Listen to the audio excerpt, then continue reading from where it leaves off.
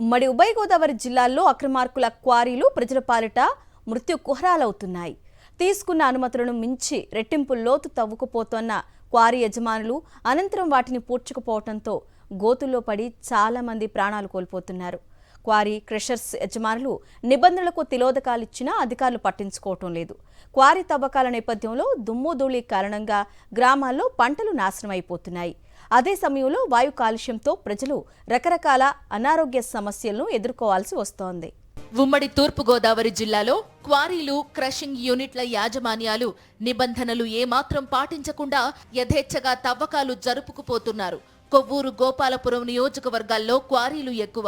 Quarry తవ్వకాలకు అనుమతులు అయితే తీసుకుంటున్నారు కానీ వాటి నిర్వహణ విషయంలో నిబంధనలను గాలికి వదిలేస్తున్నారు.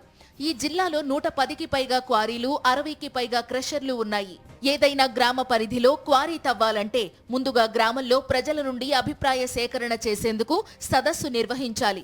అయితే క్వారీ యజమానులు, అధికారులు కుమ్మక్కై ఈ సభలను గ్రామంలో కాకుండా గ్రామాలకు దూరంగా, అది కూడా క్వారీ యజమానులకు సంబంధించిన స్థలాల్లో నిర్వహిస్తున్నారన్న ఆరోపణలు వెల్లువెత్తుతున్నాయి.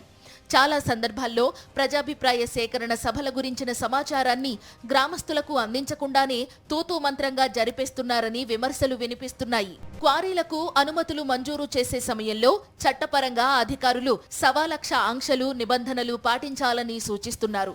అనంతరం ఏ ఒక్క క్వారీ యజమాని కానీ, క్రషర్ యజమాని కానీ నిబంధనలు పాటించిన దాఖలాలు లేవు. దుద్దుకూరు నుంచి ఐపంగిడి వరకు ఇదే పరిస్థితి. కంకర కోసం తవ్విన గోతులను క్వారీ నిర్వాహకులే పూడ్చివేయాలి.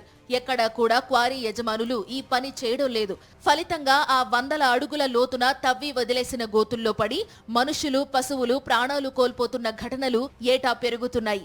అయినా అధికారులు ఎలాంటి చర్యలు తీసుకోవడం లేదని పంగిడి గ్రామస్తులు ఆరోపిస్తున్నారు.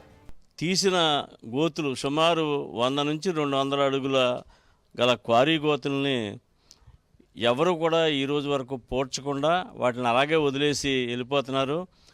మరి ఆ క్వారీలు పూడ్పించవలసిన బాధ్యత గల మైన్స్ డిపార్ట్మెంట్ కానీ, రెవెన్యూ డిపార్ట్మెంట్ కానీ వాటిని పట్టించుకోవటం లేదు.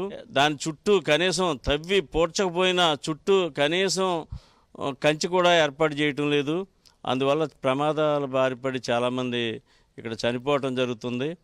మరి ఈ క్వారీలను పూడ్చవలసిన పవిత్రమైన బాధ్యత మైన్స్ డిపార్ట్మెంట్ వారు కానీ, రెవెన్యూ డిపార్ట్మెంట్ కానీ తీసుకోకపోవటం చాలా అన్యాయం. కొండలను బ్లాస్ట్ చేసే క్రమంలోనూ, క్రషింగ్ సమయంలోనూ పెద్ద ఎత్తున దుమ్ము ధూళి గ్రామాలపై కమ్మేస్తున్నాయి. అవి వాయు కాలుష్యానికి కారణమవుతున్నాయి. ఈ కాలుష్యంతో ప్రజలు అనారోగ్యాల పాలవుతున్నారు. అటు పచ్చటి పంట పొలాలు కూడా దుమ్ము పట్టేసి పంటల దిగుబడి పడిపోతోందని పంగిడి గ్రామస్తులు ఆక్రోశిస్తున్నారు.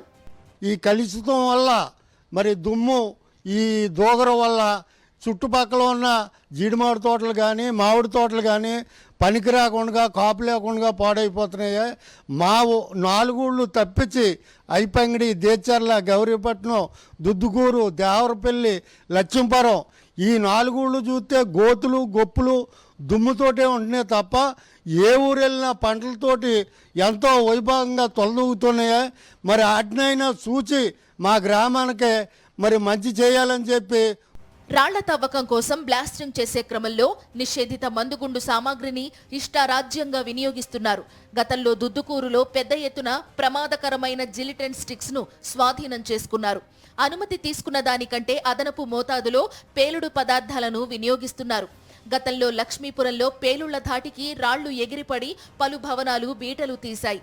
దేచర్లలోనూ ఇటువంటి పరిస్థితులు నెలకొన్నాయి. కాలుష్య నియంత్రణ మండలి అధికారులు, పోలీస్, రెవెన్యూ, రవాణా శాఖ సిబ్బంది మామూళ్ల మత్తులో ప్రజల కష్టాలను పట్టించుకోవడం లేదని గ్రామస్తులు ఆరోపిస్తున్నారు.